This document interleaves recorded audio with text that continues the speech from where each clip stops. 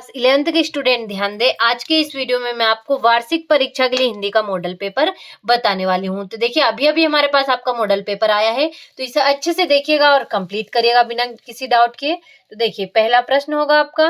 देखिए पहला प्रश्न है, सही विकल्प चुनिए। तो हिंदी कविता का जागरण काल किस युग को माना जाता है? तो भारतेंदु युग को। कबीर ने कुम्हार को किसका प्रतीक माना है? तो ईश्वर का। खड़ी बोली गद्य की प्रथम रचना है? तो गोरा बादल की कथा है। बेबी हालदार घर के मालिक को इस नाम से पुकारती थी? तो तातुस। संचार शब्द की उत्पत्ति चर धातु से हुई है जिसका अर्थ है चलना, और झोला है एक तो तद्भव शब्द है। तो देखिए इस तरीके से आपका पहला प्रश्न कंप्लीट हुआ आंसर सहित। ये रहा आपका दूसरा प्रश्न जो कि है रिक्त स्थानों की पूर्ति कीजिए। तो आदिवासियों में शराब पीने की बुरी लत पड़ती जा रही है। कवि पाश का पूरा नाम अवतार सिंह संधू पाश था। मैं लावारिस हूँ, दबे हुए आदमी ने बड़ी मुश्किल से कहा। मरुभूमि में रेत की सतह के नीचे खड़िया पत्थर की एक पट्टी चलती है। डिकोडिंग इनकोडिंग की उल्टी प्रक्रिया है। आदि कवि वाल्मीकि कृत रामायण एक महाकाव्य है। तो देखिए इस तरीके से आपका दूसरा प्रश्न आंसर सहित कंप्लीट हुआ। अगला प्रश्न होगा आपका। तो देखिए तीसरा प्रश्न है आपका, सही जोड़ी बनाइए। तो हे भूख मत मचल, अक्क महादेवी। आ बैठे उन्हीं के, तो इसका होगा ठिए पर। राजस्थान की रजत बूंदे, तो अनुपम मिश्र। UAI तो होगा आपका दैनिक समाचार हेतु एजेंसी। मुक्तक छंद, तो केचुआ छंद होगा। तुम घर मत जाओ, तो इसका होगा आपका निषेधवाचक वाक्य। अगला है अंदर बाहर, तो अंदर बाहर का होगा आपका शब्द युग्म। तो देखिए इस तरीके से आपका तीसरा प्रश्न कंप्लीट हुआ। चौथा प्रश्न है आपका, एक वाक्य में उत्तर लिखिए। तो पद्मावत किस कवि की रचना है? तो मलिक मोहम्मद जायसी की। माली दौड़ा दौड़ा किसके पास गया? तो चपरासी के पास गया। अजंता की दीवारों पर बने चित्रों को किसने बनाया? तो बौद्ध के भिक्षुओं ने।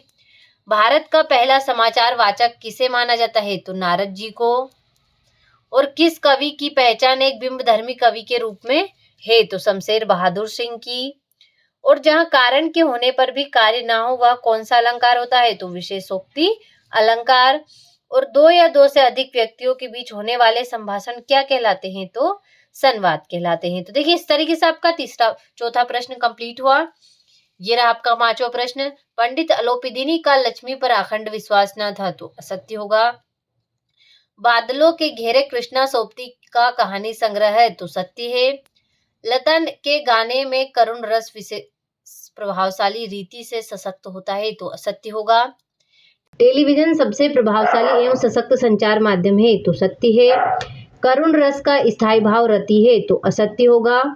मुहावरे का प्रयोग भाषा में चमत्कार उत्पन्न करता है? तो सत्य है।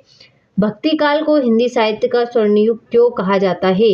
तो देखिए इस तरीके से छठा हो गया आपका, ये हो गया आपका सातवां प्रश्न, आठवां हो गया। इस तरीके से इन प्रश्नों को अच्छे से स्क्रीनशॉट के माध्यम से कंप्लीट करिए। मोस्ट इंपोर्टेंट क्वेश्चन ये आपके होने वाले हैं, तो बिना किसी डाउट के कंप्लीट करें। देखिए अभी ये मॉडल पेपर हमारे पास आपके लिए आया है।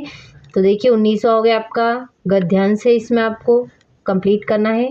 इस तरीके से देखिए ये हो गया आपका 20वां प्रश्न, संदर्भ प्रसंग व्याख्या।